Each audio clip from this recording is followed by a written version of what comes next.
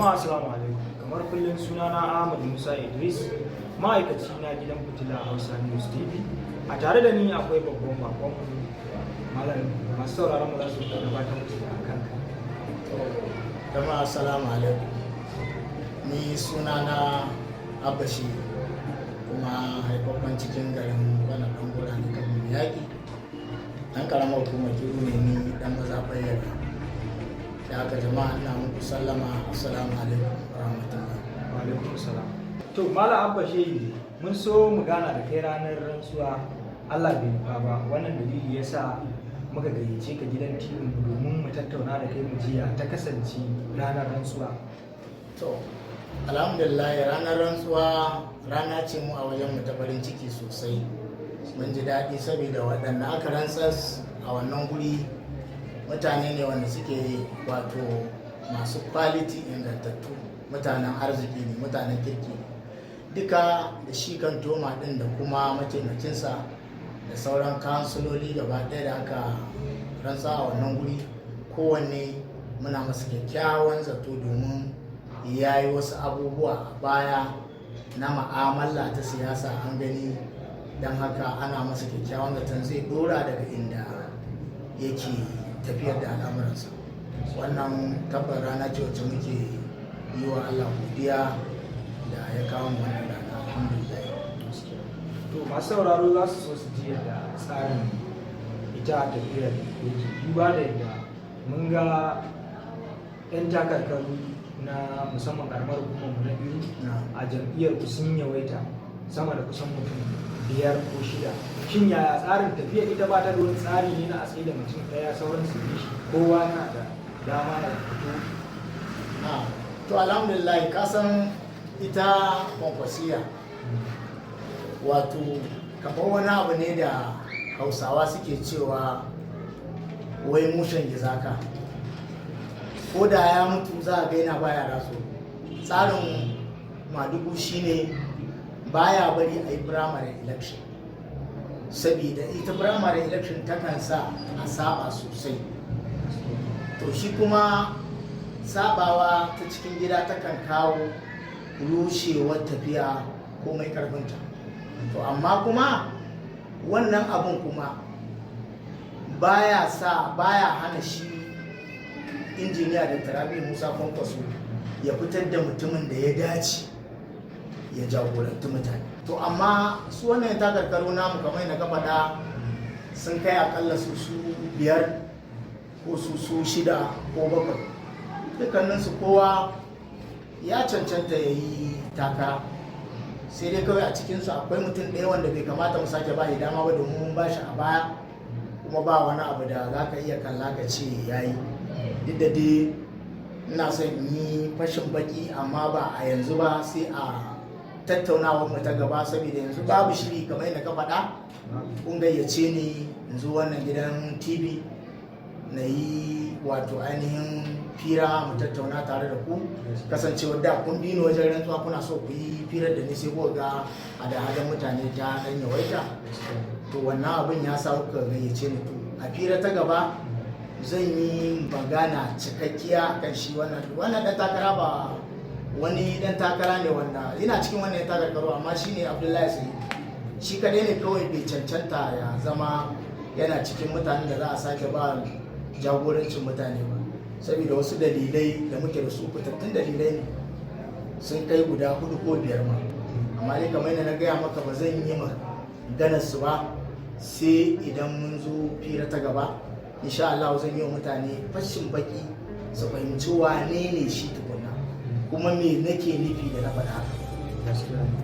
To wannan nasarori gwamnatin Kwankwasiya ta samu tun daga lokacin kafa da zuwa? To alhamdulillah gwamnatin Kwankwasiya ta samu nasarori da yawa wajen abu na farko. Nasara ta farko da muka fara samu wato mun samu gyara asibitoci da suke birni da ƙauyuka na ƙwaryar jihar Kano. Muna magana nasarori a ƙaramar hukumar. Ok, a ƙaramar hukumar Kiru? To na to nasarorin da ta samu a ƙaramar hukumar Kiru gaskiya ba su da yawa kuma ba kowa ne ma zai iya gane an samu nasara saboda wasu mutane sun zo sun sa jam'iyyar a aljihunsu duk wanda baya cikin wannan kilif din nasu to kuma ba za su yadda ya sha roman demokuraɗiyya saboda su tunaninsu kamar in suka ba wanda baya kan tsarinsu dama kamar zai zo zai musu wani abu da Allah bai musu. Shi kuma a harkar rayuwar duniya kada ka ce wai wani zai iya ma kaza wani zai iya ma kaza a ka tsaya kan gaskiya. Ita kwankwasiya din nan lakabinta cewa ake kwankwasiya amana, ka riƙe amana ka kuma jajirci. Don haka wannan shi ne babban rashin abin da isa nasarar ba za a iya ganin ta ba. Nasarar da muka samu ba ta wuce kawai an sami mutane sun tsaya tsayin daka babu ko kwandala sai da suka ci zaɓen ƙaramar kuma. Wannan shine nasara kawai ta farko da muka samu. Nasara ta biyu kuma mutane har yanzu suna ta haƙuri, babu komai ba abin da suke samu amma suna ta haƙuri. Wannan su ne nasarori guda biyu da muka samu a ƙaramar hukumar. To mun ji a baya kuma ka ɗan kama sunan wani shi ma ɗaya ne daga cikin yan takarkar na. Shin kana ganin masu kallon mu ba za su ga cewa dan ba ɗan tafiya ka bane yasa ka kama sunan shi duba da layin siyasa ku ɗaya?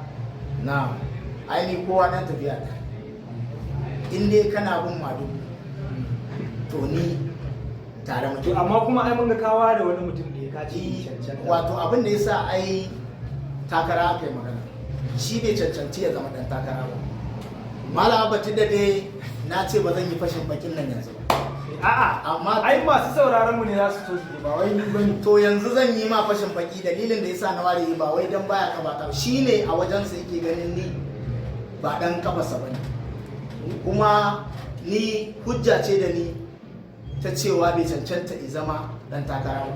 Shi kuma ba shi da hujja na kallon da yake mun, domin shi kallon da yake mun yana mun kallo ne akan mutumin da bai cancanci in an zo raba wani roman demokuraɗiyya a karamar kuma girma a bayan neman dai ba a tafiyar da kai shi yasa kake ganin bai cancanci. A shi dai baya, yana da dama a hannunsa amma duk abin da aka zo da shi nawa shi kuma zai karbe wannan abin zai kudin da ne zai wani ai shi ne a bude shi ne kenan kai baya tafiya da kai baya yi ba a tafiya da kai duba da kuma kai ma kana ganin dan kwankwasiya ne kuma kawo a ga gaskiya ne. Malam Abashai mun ji nasarorin da jam'iyya ta samu, za mu so mu ji wani irin kalubale kuma ita kanta tafiyar yanzu take fuskanta. To Malam ba kalubalen da jam'iyyar nan tamu take fuskanta yanzu ina da yawa, saboda mun samu matsala ta jagorori. Duka jagororin da suke karamar hukumar Tiro yanzu kowa yanzu ya nuna wa duniya kamar takansa yake, ba wai so suke yi ba ta al'umma suke.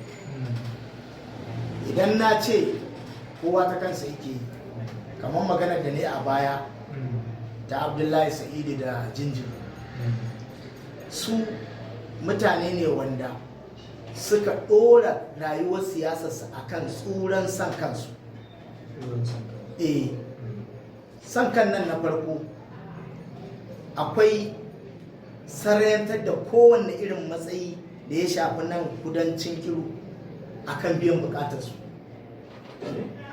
Sannan duk wani abu da ka sani in dai na mutane ne ya zo hannunsu, wallahi tallahi mutane sun yi da gaske sannan wannan abu zai tabbata. So su kuma sauran kamar yanzu kaga honorable Alai Sani Riyo yana cikin mutane da suka busawa wannan tafiyar tamu rai, domin kwankwasiya ta mutu ba wanda yake iya motsi. Don wanda suke iya motsi a lokacin nan kafin shigowar shi Alai Sani daga ni ma sai dai ashir goma a nan karamar hukuma mu kadai ne muke iya tafiya taro Kano, duk ba sa iya zuwa. Ga mukamin tili amma ba su da kudin motar za su. Ka fahimce ni? sannan ba sa iya yi wa tafiyar hidima da kowanne irin abu, lokaci, kudinsu ba abin da za su sa. Ka bance ni? To sai da shi Alhaji Sani Rio da akwai wannan mana takarar sanata Isa Ado Rahama, su ne suke ta ɗawainiya da kudadensu da lokutansu da motocinsu da lokutansu da mutuncinsu da ma'amala duk ƙaramar hukumar nan, wannan mazaɓin da muke da su gaba ɗaya, wayannan mutanen guda biyu su suke ta ɗawainiya, musamman shi Alhaji Sani yana taka rawar gani, kuma har yanzu yana taka rawar gani. To amma sai suka ga kamar tun da shi ma Alhaji Sani na da bukata, bari shi ma su kai shi gefe ɗaya. Na fahimce ka. Kamar kenan su suna da ɗan takara a cikin jam'iyyar, kuma kuna da ɗan takara. Ko ba haka wani? Ku kuna kokari ku fito da naku shine na gaske. Su ma kuma suna kokari su fito da nasu na gaske. To ta yaya kake tunanin al'ummar da suke karamar hukumar za su fahimce ku? Duba da suna ganin jam'iyyar ku ne, kuma kun fito kun ce ɗaya daga cikin ku bara gurbi ne, duba da kuma da ana ganin kanku ne tare ku tafiya. Shin dama can kun san bara gurbi ne? Bara gurbi ne mana. Ai bara gurbi ne. Ai abin da sana cewa bara gurbi ne, shi ainihin tarihin shigowarsa siyasa akan rahin daidai ma ya shigo. Ta kanta siyasa. Farkon shigowarsa siyasa. Shi ai farkon shigowarsa siyasa an ma shigo da shi ne ya yaƙi Gambo Sallah. Su lokacin da suka zo suka ɗanyi dan wani abu da ya shafi shi Bellan yana kantoma, to sai suka ga kamata yi tun da Gambo a lokacin shine on top, bari a kawo wani mutum da zai zama kishiyarsa. Ka fahimce ni? Da zai zama kamar kishiyarsa. To wannan mutumin da za a kawo, sai aka je aka ɗauko wani daga cikin yaran Gambo kan cewa ya zo ya yaƙi, ya zama yaron su, a yi amfani da tun da yana da kwali na takarda ya yaƙi Gambo. Sai ce to zai yi shawara da yayansa. Da ya ce zai shawara da yayansa, ya je ya yi shawara da yayansa, sai yayansa ya hana shi. Sai ya je ba sa haƙuri, ce ku yi haƙuri da Allah, wannan harka yana hana. Sai suka ce to shikenan. Sai suka ɗauko lokacin Abdullahi Sa'ida a ƙarƙashinsa yake. Ƙarƙashin shi wancan. Ƙarƙashin shi wancan. Shi ne Ibrahim Darakta. Shi ne sai suka ɗauko Abdullahi Sa'ida suka shigo da shi. Sai ya zo yi wani ID card ya rubuta fatan alkhairi. Aka dinga bin mutane ana rarraba musu. Ya shigo siyasa, ya shigo siyasa. Shi ne fa dalilin shigowarsa siyasa. Kaga ya shigo ba akan daidai ba. Dan haka da Allah ya tayi zai nuna wa da ake Allah ne. Sai ya sa sai shi Garban, Alhaji Garban kenan, Garban mai, sai ya gano cewa lalle wannan ba mutumin arziki bane. Sai ya kore shi. To tun da ya kore shi, tun da misali kai ne baka da farin jini, ba mutumin arziki bane kai, kayan an baka na mutane. Ai kuma ana ganin idan ka ce ba mutumin arziki ba, baya ya yi mataimakin ciyawa. Ba abin da ya malam Alhaji, ba abin da ya lokacin da ya mataimakin ciyawa. Duk gaba ɗaya karamar hukumar Kiru ba za ka iya kirga mutum 10 da wannan mutum ya yi silar kafuwarsu ba, ko ta ilimi ko ta ingancin rayuwa, ko kuma wani constituency project da ya kawo. Kuma ya yi SA na ya yi barin kara maka, bayan kafin ya yi mataimakin shugaban karamar hukuma ISA ya yi na kantoma shekara 4. Akwai wani kantoman mu da muka yi mai din nan, shi ya mai SA. Ba wani labari da zai iya baka in ba na tafiya Dubai da ya je Dubai ya dawo ba. Shi kadai ne abin da yi. To wannan mutumin za ka sake ɗaukowa ka sake kawo cikin jama'a ka ce jagoranci mutane. Kwankwasiya ai ba haka ake yi ba. Mu kwankwasiya abin da kwankwasa in nuna mana shine ka tsaya ka jajirce ka yi aiki bilaji da gaskiya. Aka zo da kayan jama'a ka ba su, in aka tashi kuma jama'a suna bukata abu ka je ka farauto ka kawo musu domin rayuwarsu ta inganta ta tabbata. Wannan shine kwankwasiya. Masu kallon mu za mu dan je hutun rabin lokaci, duba da yanayi za mu dan ba abashi. Kiru local government was created out of Bebeji in September 1989 in the military era of Ibrahim Badamasi Babangida, with its headquarters positioned in the popular Kiru town.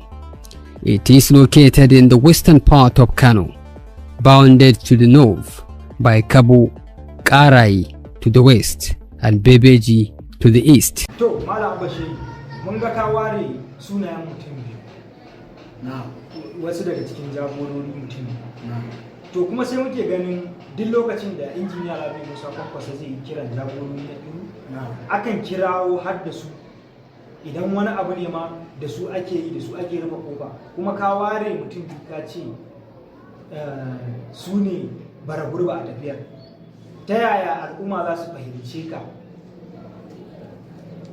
to alhamdulillah wato abin da ya sa ka san shi cewa aka yi wai wanda yake cikin gida ko yake cikin ɗaki shine ya san gurin da yake zuba a wannan ɗaki tun da na fara yin kwankwasiya tun da na fara yin ta ban taɓa barin ta tun da na fara yin ta tun da Dr. Rabi Musa Kwankwaso ya yi ƙungiyar kwankwasiya ya sa mata kwankwasiya nake kwankwasiya har yanzu kuma ina son in gaya maka da ƙaddara ta sa mun faɗi wannan zaben wa'annan mutanen biyu da nake kama wallahi ba zauna a wannan jam'iyyar ba ta rasu mu kuwa ba za mu iya barin wannan jam'iyyar daidai da sakan ɗaya wannan kwankwasai ba za mu iya barin ta ba duk inda kwankwasai ta ba za mu bi shi kai mu fa yan kwankwasai a cikin mu din rauni ne don haka abin da nake so na gaya maka bari ka ji dalilin da yasa kake jin ba na kama sunan kowane jagora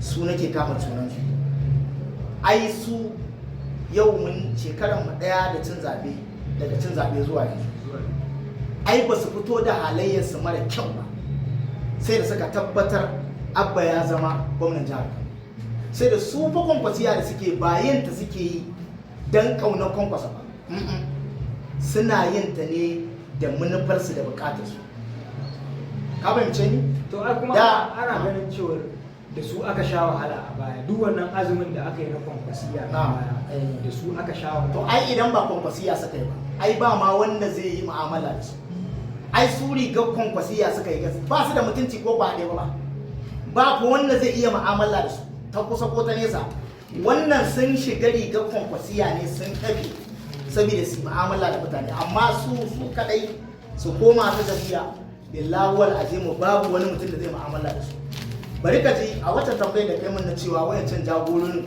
ba na faɗan cewa aibin su farko dai kafin zuwan right honorable Kambasar waɗanda suke cikin tafiyar nan kafin ma shigowar Alhaji Sani Riyo bayyana kansa a siyasa ba siyasa ce ba yi ba amma bai fito ya bayyana ba sai da ya fuskanci kowa ya mutu baya numfashi sai ya zo ya busa mana numfashi gaba ɗaya to kafin fitowarsa akwai shi Abdullahi Sidi akwai shi Abubakar Jinjiri akwai Bello Shawus dukkanin su wayannan mutanen shi Bello Shawus ya taɓa rike kantoma a ƙaramar hukumar Kiru kaga dole a san shi a sama rikon kantoma ba abu ne kankane shi kuma Abdullahi Sidi ya rike lokacin da muka fita muka rabu da gwamnati kwankwasa ijabata suka jabata shi Abdullahi Sa'idu dole sai kai mu'amala da shi a sama dalili shine yayi SA na kantoma yayi vice chairman ka bance ni shi kuma Abubakar Jinjiri ya taba shiga cikin kunshin shugabanci na local government a wancan lokaci na baya don haka wannan dalilin ya sa kuma sannan ba sa rabuwa abokanan juna ne don haka bayan sun samu matsala da Garba ya zamanto ba sa tare da Garba sai su kadai sai suka kullawa kansu cewa yanzu su zo su gaba da wannan dan me burin su nasu zama shi Abdullahi ya zama shugaban karamar hukuma gani suke yin sun ya zama shugaban karamar hukuma su cika burin su ana nan ana tafiya Alhaji Sani bayan ya shigo siyasan nan shi yake taimakon harkar duk abin da za a yi na kuɗi shi yake ana tafiya Allah ya sa muna nan aka daɗa samun wani ƙarfin isa a izo suka haɗu da Alhaji Sani suka yi ta wannan abu sai ya zamanto su wayannan mutane shi Alhaji Sani na da ƙarancin sanin siyasa ɗan kasuwa ne su kuma tunda sun ɗan taɓa yin ta sai suke ganin ai kawai yanzu ko menene za su in za su yi taro kamar za su yi taro yanzu da Alhaji Sani da su Bello Yawo da su waye sun fara zama da Audu Sa'idu da shi jinjiri sun gama tattaunawa da abin da za a yi duk idea Abdullahi Sa'idu ce shi zai kawo ta in ya kawo ta yaje su samu shi kuma Bello in suka samu Bello sai suka nuna su haɗe da Bello da shi da Abubakar. To ba ka ganin yadda ce kuma ta kawo haka? Kowa bukata ce da shi, bukata ce ta haɗa su na gaya ma ba wai tsuran kishin tafiya ba ne. Kenan ba tsuran kishin al'umma ba kishin al'umma ba ne. Da Bello da shi da shi Abubakar Jinjiri da shi Abdullahi Sa'idu ba wai ƙauna ta Kwankwasa ce fa tsuran 100% ta haɗa su, a'a kowa ya zo ne da bukatarsa domin akwai kalmomin da suke faɗa. A kwanan nan bayan an ci zaben nan suna cewa wai su ne suke kashewa su suke raya, kuma duk mutumin da baya goyon bayan takara Abdullahi Sa'idu wallahi sai dan adawa ya fi shi jin daɗi a wannan gwamnati. Kuma ko da kai aka kafa gwamnati? Ko da kai aka kafa gwamnati. Dan haka sai suke wa mutane ƙarya cewa wai ai Kwankwasa ya yi musu alƙawari tunda suka faro ba su fita ba. Ya yi musu alƙawari zai ba su takara, ya ma rubuta sunansu. Dan haka duk wanda zai takara aikin banza yake. Kaga in za su gaya wa wasu mutanen bandan mu mun riga muna zuwa can gindin magani. Inda suke zuwa su je su zauna da Kwankwason su taro, haka muke zuwa mu je mu zauna mu yi taro. Su lokacin suna can wani gurin, mu kuma za mu je mu yi taron, mu ma lokacin muna can wani gurin za je su yi taron, domin kowa akwai ainihin fagensa. Mu jagorori ne na ƙungiyoyi, su kuma jagorori ne na jam'iyya. Don haka yadda suke samun labari su zo su faɗa, haka za mu samu labari faɗa. Duk labarin da suka faɗa na ƙarya ne mun san shi.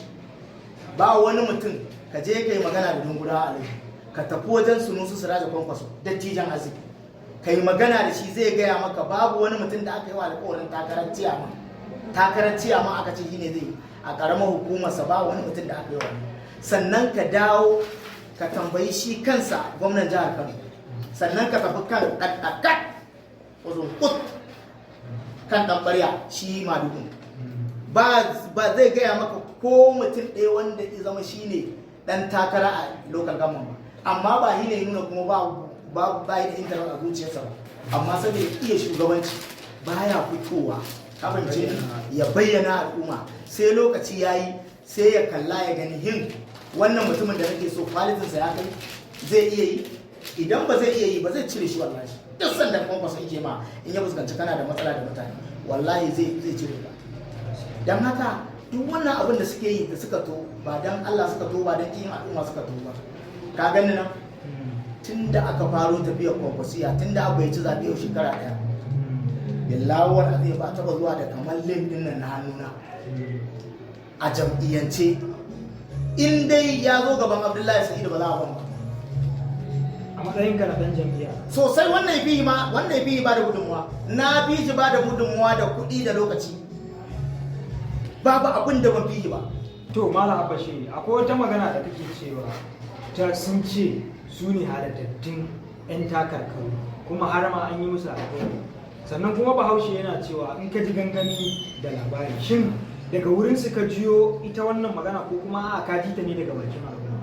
To alhamdulillah su ne suke gaya mutane da ka zo ka ce kai Zakariya kake, sai a kirawo ka a ce ka kiyayi wannan harkar ta Zakariya, domin Zakariya wannan takara ta yi ba dorariya ba ce. Idan ka bi shi a banza za ka bata kanka lokaci, domin su ne halattattun ɗan takara kuma su aka yi wa alkawari. To idan har an masa alkawari da aka zo za a zana kunshin shugabancin da aka rantsas na karamar hukumar nan take, ai cewa aka yi duk wanda yake da bukatar takara ta ce a manka a sashi. Me yasa wa'annan mutanen da aka ce akwai Zakariya ɗin, akwai Alhaji Saniru, akwai Isa Ado, akwai Isa Baballe, akwai Iliya Badabi, akwai shi Abdullahi Sa'idu, kamance dukkaninsu 'yan takara ne. Me yasa aka cire sunayensu daga wancan kunshin na mutum 17, wanda ai idan babu wannan abun ai ba yanda za a zo a lissafa sunayen mutum 17 a matakin local government ba a sa sunan Alhaji Sani, ba a sa sunan shi Abdullahi Sa'idu ba a sa sunan su Ibrahim darakta din nan, duk a ce ba a sa su ba zai yi ba. Ka bance ni wannan kenan. kaga wannan hujjar da suke kafa mutane su gane su fahimta ba gaskiya bane, suna yi ne don su tsorata mutane. To Malam Abba Shehi, wannan bayanin da kake yi na'am ta yaya al'umma za su fahimce ka cewa ba kana yi bane kai ma don bukatar kanka? a to ai ni ban da wata bukata, ni ban ware dan takara guda daya na ce yanzu shi nake yi. Duk wanda ya zama a Kwankwasiya zan yi shi, ka fahimce ni, kuma ina yin sa. Duk wanda aka zo aka tsayar na gaya ma duk yan takarkar ina kallon sa a ya cancanta, saboda babu wanda muka gwada muka bashi kayan al'umma sai mutum ɗaya. Dalili na cewa Abdullahi Sa'idu bai cancanta ba shine shi mun taba bani mun gwada shi. Duk mutumin da ka bashi kaya ya hana mutane, to ina kuma ga kayan da ya zo hannunsa mutanen ba sani ba, ka gaya mun yadda zai zo hannunsu. Gaskiya ne. Ba zai zo ba. Kuma duk lokacin da aka zo aka ce maka shi wannan mutum, duk wani mutum idan da gaske ne an masa alkawarin takara, ai kamata ya duk wanda ya zo ina yin takara su rungume shi su yi hudda da shi, ka su nuna mai damuwa. In kuma ka zo ka ce wani kake yi, kai ma ka a nuna wariya a kanka, in dai da gaske ne an masa wancan alkawarin. Menene ya sa duk wanda ya zo ya ce na takara sai su kama rigima da shi? Kaga wannan maganar tasu ƙarya ce, ba ta da tushe, ba gaskiya ba ne. Yanzu kamar misali ne, ya ce a banni wahala za ta makore ni daga jam'iyyarsu. Ni wai ni to yanzu dai ni yanzu ni Abdullahi Sa'idu ko da mutumin kirki ne ya isa iya rigima da ni a Kwankwasiya? Ni a Kwankwasiya a mazaɓar Yalwa ba wani mutum da zai iya rigima da ni, babu shi, babu shi. Abin da ya sa kaga duk wannan abin da suke yi, su Audu Musa su Gambo Sallau sun kyale su sun zama dattawa, yanzu ba za su iya rigima da kowa ba. Duk wanda za su yi rigima da shi ƙasan su. Shi kuma a ƙa'ida idan kai girma ba za ka yi rigima da na ƙasan ka ba. In kai rigima da na ƙasan ka to ɗaga ya kake. Don haka duk kitanomarar da suka zo da ita suna gani, suna ba su yawon sai ku yi kaza, in suka yi ya su rabu da su. Sun san yaukin zai dawo, za su zame. Yauki zai dawo, za su zame, za su faɗi. Ka fahimce ni? Don haka ni ba wani mutum da ya isa ya ce wai zai tare samu na bai isa ba wani mutum da ya isa ya ce wai zai tare mun wani abu na siyasa da isa ba. Shi sa ina zo zan faɗi gaskiya zan faɗe ta ne. Mu yan gwagwarmaya so muke karamar hukumar Kiru ta fita daga halin da take ciki. Yan jam'iyya sun fito sun yi zaɓe a Alhaji ba shi, ba a ba su ko sisi ba wannan aka ba ko sisi. Mata sun fito sun yi zaɓe malam, sun zaɓi wannan jam'iyya ba ko sisi. Har yanzu ba matar da muka iya kira muka ce ga wani abu na domin demokuraɗiyya. Har yanzu ba wani matahi da muka kira muka ce ga wani abu na domin demokuraɗiyya. Ba fa dan ba a samu bane, duk abin da ya zo can suke tarewa. Mu a nan garin wanda suke yin domin demokuraɗiyya Audu Sa'idu ne da jinta. Zuwa ne na ce a ba mu rabanu na kasuwa wani guri, ina so zan ba wasu mutum biyu, amma dan kada a ba su gurin da bai dace ba, sai na ce a bani ni ne zan yi da kai. Kasancewar kawai ban yadda a zalimi ko kuma wanda bai cancanci ya takara ba na tare da Abdullahi Sa'idu, aka hana wannan wurin. Za mu cika dabba da bayanai in ya so, in roman demokuraɗiyya ya zo bayan ka hana mu ka taka maka yanka mu. To ko dai baka sani bane ko matan sun amfana da wani? Ba wanda ya amfana. In mace ta amfana nan garin yana sani. Mata ne sama da 5,000 wanda kowace ta cancanta a kai ta maka. Saboda wahala da ta yi. Bata samu komai ba. Kuma baka ganin yanzu aka fara tafiya? Yanzu aka fara shekara guda suna ta cin doromon demokuraɗiyya. Duk abin da aka zo da shi da Audu Sa'idu da Abubakar Jingir su za su ɓace su tafi je su raba su wannan yunwa ta dame su sun kasa wadatar da zuciyarsu. Duka masu kallon mu a nan muka kawo ƙarshen tattaunawar mu tare da Abba Shehi dan gwagwarmaya na Kwankwasiya. Ku biyo mu a tattaunawar mu ta biyu domin kallon yadda ta kaya. Kai tsaye kuna kallon mu ne daga Fitila Hausa News TV. Ku kasance tare da mu a YouTube channel ɗinmu, ku danna mana subscribe kana ku yi sharing domin kallon sababbin shirye-shiryen